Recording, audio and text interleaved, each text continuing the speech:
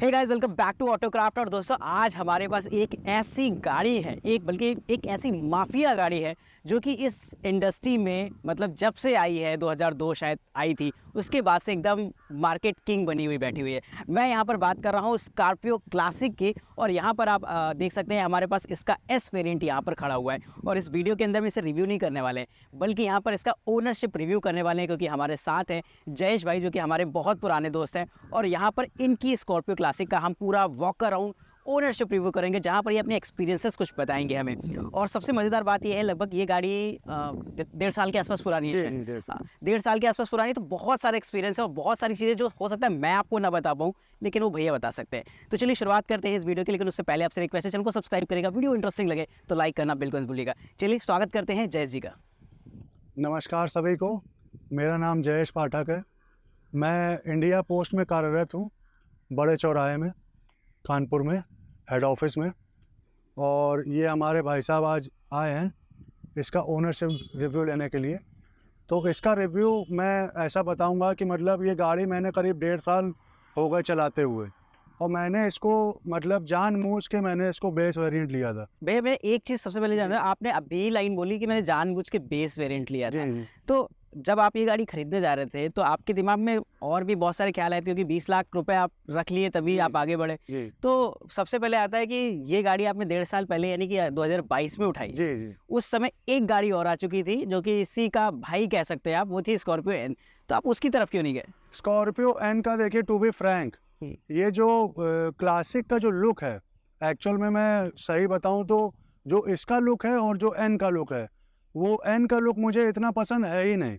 और जबकि जो क्लासिक का लुक है, उसका लुक इतना मज़ेदार है जिसका कोई हिसाब नहीं। और मैं to be frank, Scorpio N का जो लुक है, मुझे ऐसा लगता है कि बड़ी वैगनार को पीछे से देख रहे हैं। हाँ, सही कह रहे हो। ये चीज़ आप तो बता ही रहे हो हमको, प्लस बहुत लोग मेरे को और भी बता जी, चुके हैं कि ये मतलब ऐसा लग रहा था पीछे से वैगनआर जैसा जी, जी। है। हालांकि अंतर तो बहुत है डिजाइन सेगमेंट में, बट उसके बावजूद भी आज भी जो इसका रौला है जी वो कोई मैच नहीं करा पाया है, भाई, क्योंकि इसका जो लुक है हाँ वो चीज़ अलग है, मतलब अलग ही है एकदम। तो आप मेरे को ये बताओ कि जब आप ये ले रहे थे और अभी आपने बताया बेस वेरिएंट, तो वाई बेस वेरिएंट? देखिए, हम लोग ने जब गाड़ियां देखी थी तो सबसे पहले ये भी ख्याल आया कि एमजी हेक्टर जो इस हाँ। रेंज में आती है, हाँ तो उसमें 7 सीटर में हेक्टर प्लस आती है। हाँ तो एमजी हेक्टर प्लस का जब हम लोग देखने गए, सब कुछ समझ में आया कि हाँ, इंटरनेट इनसाइड है, बड़ी स्क्रीन है, ये है वो है, तमाम चीज़ें। लेकिन इंजन की जो कैपेसिटी उसकी आप मानोगे नहीं, वो बहुत ही कम है। मतलब आप सोचो कि मार्केट में पता नहीं कैसे ही चल रही है, वो ज़्यादा टाइम के लिए रन करने वाली नहीं है। हाँ सही। और दूसरी चीज़, एमजी हेक्टर प्लस का जो मैंने ओनरशिप रिव्यू खुद का लिया था लोगों से, तो उन्होंने बताया कि मतलब जैसे नया ही गाड़ी ली थी उन्होंने, और करीब 1 महीना उन्होंने चलाया और वो लखनऊ ट्रिप पे गए। तो लखनऊ जब जा रहे थे तो उन्नाव के पास उनकी गाड़ी जो है वो बंद कर गई एकदम से, कुछ क्लच का उसमें इशू आ गया। तो आप मानोगे नहीं, वो बंदा करीब करीब 2-2.5 घंटे खड़ा रहा। उसके सर्विस सेंटर से वहाँ से बंदा आया और लैपटॉप लेके आया, उसको कैलिब्रेशन वगैरह किया। तो मतलब सोचने वाली चीज़ है कि मतलब आसपास का जो मैकेनिक है वो समझ ही नहीं पाया उस चीज़ को कि आखिर इस गाड़ी में करना क्या हुआ क्या। तो वो फिर लैपटॉप से कैलिब्रेट किया गया और जो भी कमी थी उसको सही किया गया। फिर वो मतलब वो आप सोचो कि वो गाड़ी उसने कूड़े के भाव में बेच दी, आप ये समझ लो। तो जैसा कि अभी जयेश ने बताया कि एक बहुत बड़ा पॉइंट आया इनके एमजी के साथ कि रिलायबिलिटी इनका सीन था, और महिंद्रा का जब पॉइंट आता है तो ये तो सोचना ही नहीं पड़ता है कि मतलब कहीं भी मैकेनिक मिल जाएगा, पार्ट्स भी इजीली मिल जाएंगे। तो अच्छी चीज़ ये होती है इंडियन ब्रांड में कि कुछ भी खरीदो, हर जगह मैकेनिक अवेलेबल है। चलिए खैर, बात करते हैं इस क्लासिक की। और ये क्लासिक का एस वेरिएंट है, और इसमें शायद 2 ही वेरिएंट आते हैं, एस और एस का जो S10 आता है शायद, और S5 आता है, वो हम लोग के लिए अवेलेबल नहीं, वो फौज को जाता है। तो हाँ, वो जो कोई एक वेरिएंट इनका प्रॉपर ग्रीन कलर में वो फौज को जाता है। तो हमारे पास है ये बेस वेरिएंट, लेकिन ये बेस वेरिएंट लग नहीं रहा है ऐसा। आखिर इसमें क्या है? क्योंकि जब मैंने पहली बार इस गाड़ी को देखा, मैं कहा बेस वेरिएंट नहीं, ये तो टॉप है। क्योंकि भाई गाड़ी का लुक चेंज था, एकदम चेंज था। मैं बहुत देर तक मैं सोचता रहा, बस अगर ये एलॉय व्हील वाला मामला बज रहा था, बस मैं तो समझ ही नहीं पाया। तो आखिर ऐसा आपने इसमें क्या करवा रखा है? कुछ नहीं, मैं अभी भी एलॉय की आप जैसे बात कर रहे हैं तो मैं मार्केट में देख रहा हूँ, जो सबसे अच्छा एलॉय होगा मैं उसी को मतलब आपने सोच लिया कि टॉप बना के रखेंगे? बस एलॉय ही बचा है इसमें, बाकी तो कुछ बचा नहीं है।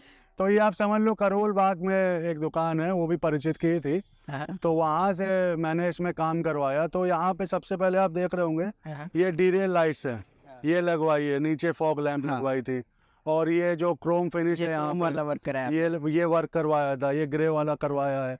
फिर आप देख रहे होगे ये जो रूफ वाली आप देख रहे हैं, हाँ। और ये एंटीना हाँ। एंटीना तो लगवाया ही था। हाँ, ये जो रूफ वाली रेल देख रहे हैं आप, हाँ, इसमें क्या करवाया था कि ये जब कंपनी से आई थी तो इसको तो भी फिट लगवाया करवा था, दिया, हाँ। ठीक है।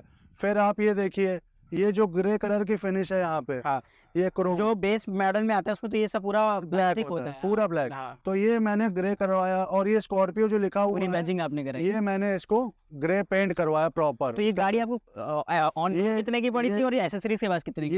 ये जो आप देख रहे हैं, हाँ, ये हाँ। फिनिश भी ग्रे करवाई थी अच्छा, जी। तो मेरे को ये जानना था कि आपने गाड़ी ऑन रोड कितने के लिए ऑन रोड आप ये मान लो कि करीब ये पड़ी थी 15-15.5 के लगभग, 15.5 के आसपास। और इसमें करीब 1.5 से 2 लाख रुपए 1.5 से 2 लाख का काम करा रखा है 1.5 से 2 लाख का ये एक बड़ी बात है कि करा। बेस मॉडल खरीद के 1.5 से 2 लाख इन्वेस्ट करो और टॉप बना दो। तो ये है अभी आपने एलॉय बचा है, वो भी जो है करवाने ही वाला हाँ, वो भी आपका 70-80 हज़ार का खेल है और उसके बाद बन गई। बस, तो लुक तो ओवरऑल आप इस गाड़ी से कितना संतुष्ट रहते हो, लेकिन सबसे पहले बात करेंगे कि आपने इस गाड़ी को कितना चला लिया है? तो मैंने करीब इस गाड़ी को 15-16 हज़ार किलोमीटर ही चलाया है 1.5 साल में। क्योंकि जनरली क्या है, मेरे पास 2 गाड़ियाँ और हैं मारुति की। तो एक गाड़ी मैंने अभी सेल आउट करी है, डिज़ायर थी, और एक बेलिनो मेरे पास है। तो शहर के लिए पर्याप्त रहता है छोटी गाड़ी बेलिनो।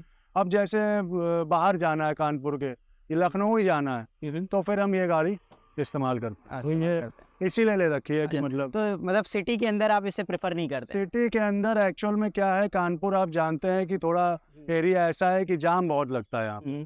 तो मतलब इसको आप ले जाओगे तो जहाँ 15-20 मिनट का टाइम लगता है, वहाँ आपको 1.5 घंटे का टाइम अगर लगेगा तो आप खुद प्रेफर नहीं करोगे। और कोई दिक्कत नहीं, बस प्रेफर यहाँ प्राइस बस मैटर करता है साइज यहाँ मैटर पर कि जाम आम से निकालने में थोड़ा इशू होता है। बस अच्छा, आपने 15-16 हज़ार किलोमीटर चलाया तो इसमें कुछ आपने लंबी ट्रिप्स भी की होंगी, 1500 किलोमीटर एक साथ। हाँ हाँ तो हाँ। अभी उसके बारे में बताइए। अयोध्या हम लोग गए थे बीच में, राम मंदिर का जब वो ये हुआ था शिलान्यास वगैरह, उसके बाद जब 22 जनवरी को इसका मतलब राम जन्मभूमि का ओपनिंग थी एक तरीके से, पूरा मोदी जी ने करवाया था। उसके बाद हम लोग करीब करीब मार्च में फेब में ही गए थे, फेब में ही हम लोग गए थे घूमने।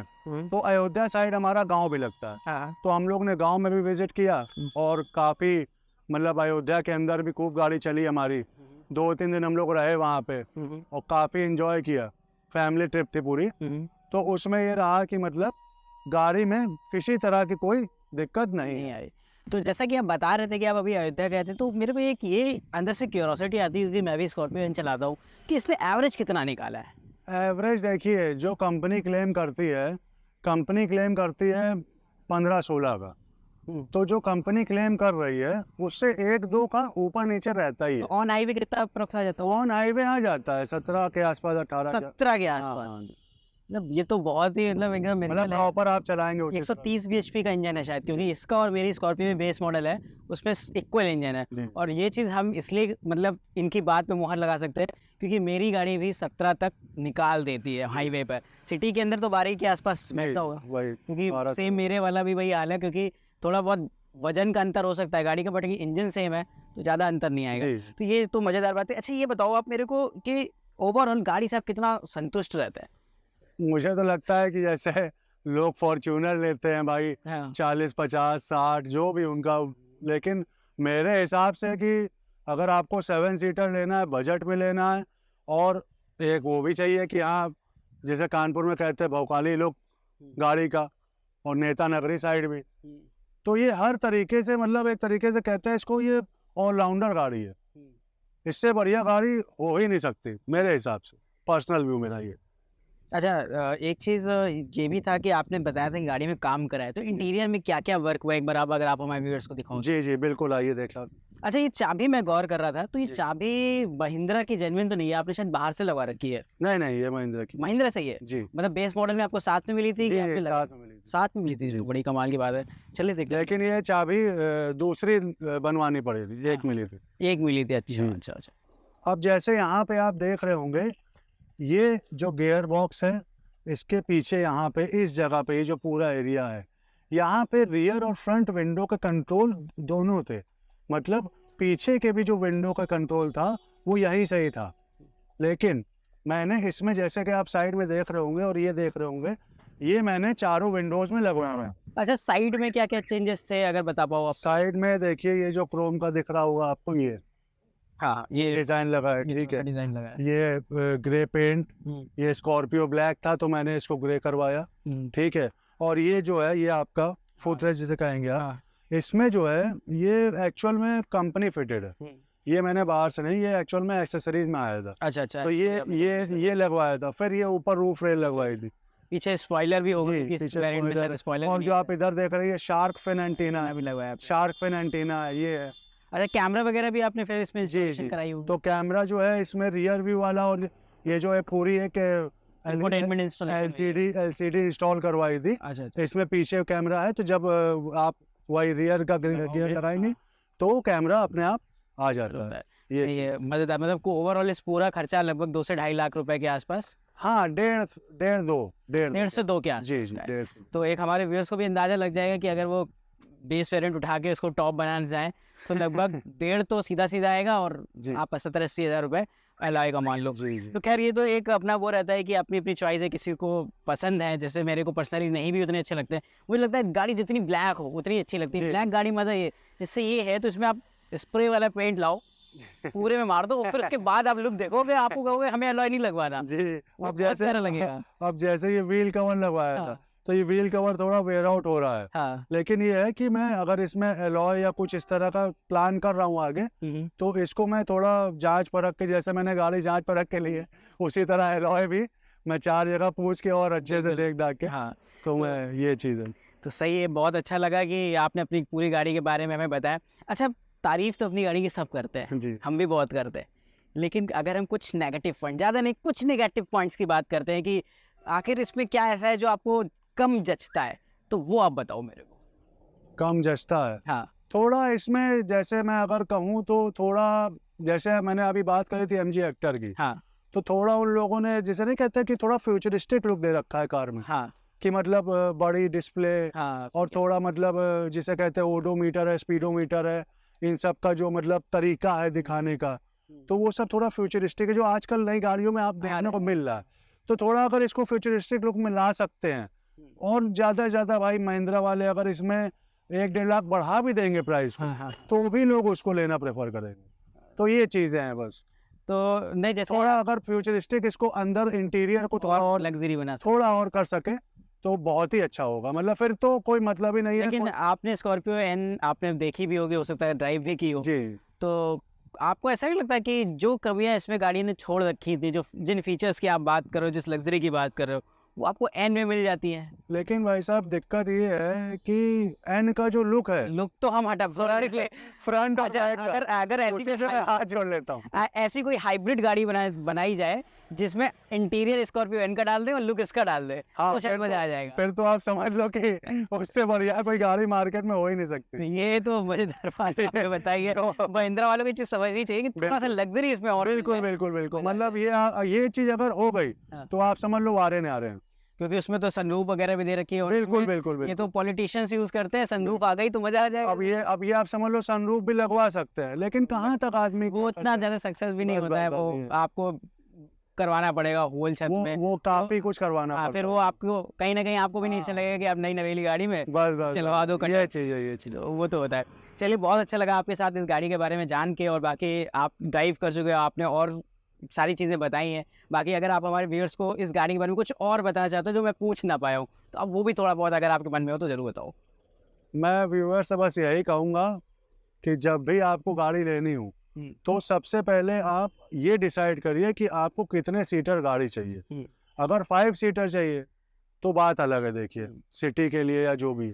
अगर 7 सीटर चाहिए और आपको चाहिए कि नहीं भाई, कानपुर में कहते हैं कि थोड़ा भौकाल भी मेंटेन है, तो मुझे लगता है कि 7 सीटर प्लस भौकाल, इससे बढ़िया कोई गाड़ी दे ही नहीं सकती, और वो भी एक बजट में। ये भी नहीं कि हम फॉर्च्यूनर में चले जा रहे हैं, फॉर्च्यूनर लेजेंडर लिए जा रहे हैं, तो मतलब ये चीज है बस कि भाई सीटिंग कैपेसिटी तो उतनी है। सही कह रहे हो। और माफिया लोग है इसमें। सही कह रहे हो। तो बचा क्या फिर, ये मेरा मतलब। सही है। और उतने में शायद इसकी कीमत से 2 गुनी, अब तो शायद तो 3 गुनी होने वाली है। 3 गुनी। 3 गुनी मतलब उतने में आप 3 स्कॉर्पियो करो, काफिला बना के चलो, ये पूरा बात पूरा है, है। ये तो बात वो भी चीज़ है। तो फॉर्च्यूनर तो खैर हम भी उतना प्रेफरेबल नहीं करते क्योंकि उसमें भी फीचर्स, लैक ऑफ फीचर्स है। बस लुक्स जरूर उसके भाई एक टेस्टिंग लिमिट होती है ना, गाड़ी में आप कितना इन्वेस्ट करोगे। देखिए गाड़ी एक डेप्रिसिएटिंग एसेट होता है, सही कह रहे हो। ठीक है ना। तो आप अपने हिसाब से गाड़ी लीजिए जिसमें आपको लगे कि हाँ मतलब अपना काम भी चल रहा है, बैठने की भी है, कंफर्ट भी है, आराम से जहाँ जाना चल दिए। अब ये थोड़ी है कि भाई जिनके पास इफरात पैसा उनकी बात अलग है उनकी बात अलग कि भाई उनको तो भाई 2-2.5 करोड़ से कोई मतलब नहीं, कोई भी गाड़ी ले ली। लेकिन मेरा मतलब ये, अगर आपको जब सब चीज़ ये गाड़ी दे ही रही है है। तो आप उस चीज़ में क्यों जाओगे कि मैं 60-70 लाख रुपए खर्च करूँ या 50 लाख रुपए खर्च करूँ। बस मेरा इतना कहना है। अच्छा, चलिए बहुत अच्छा लगा आपसे बात करके, और हमारे व्यूअर्स को भी इनफैक्ट ये वीडियो बहुत अच्छी लगी होगी क्योंकि इस गाड़ी का रिव्यू एक ओनरशिप रिव्यू होता है, वो बहुत ज़्यादा खास हो जाता है जब भी आप कोई गाड़ी खरीदते हो। तो मैं भी जब अपनी स्कॉर्पियो ले रहा था तो मैंने बहुत सारे लोगों के ओनरशिप देखे थे और बहुत नॉलेज मिलती है क्योंकि जो हमारे एक्सपीरियंस होंगे एज अ इन्फ्लुएंसर वो अलग होंगे और एज अ ओनर इनके जो एक्सपीरियंसेस होंगे वो एकदम अलग होंगे। तो उम्मीद है आपको इस गाड़ी के बारे में काफ़ी कुछ नॉलेज हुई होगी, आपका एक मूड बना होगा कि आपको लेनी चाहिए कि नहीं लेनी चाहिए, और कमेंट करके बताना। अगर कोई भी डाउट है तो मैं भी सॉर्ट आउट करूँगा, अगर नहीं कर पाऊँगा तो मैं इनसे पूछ लूँगा कि भाई इस गाड़ी में क्या है क्या नहीं है, जी तो फिर इनसे पूछ के मैं आपको कमेंट करके बताऊँगा। तो तब तक के लिए आज की इस वीडियो में इतना ही। नमस्कार दोस्तों, जय हिंद, वंदे मातरम। धन्यवाद।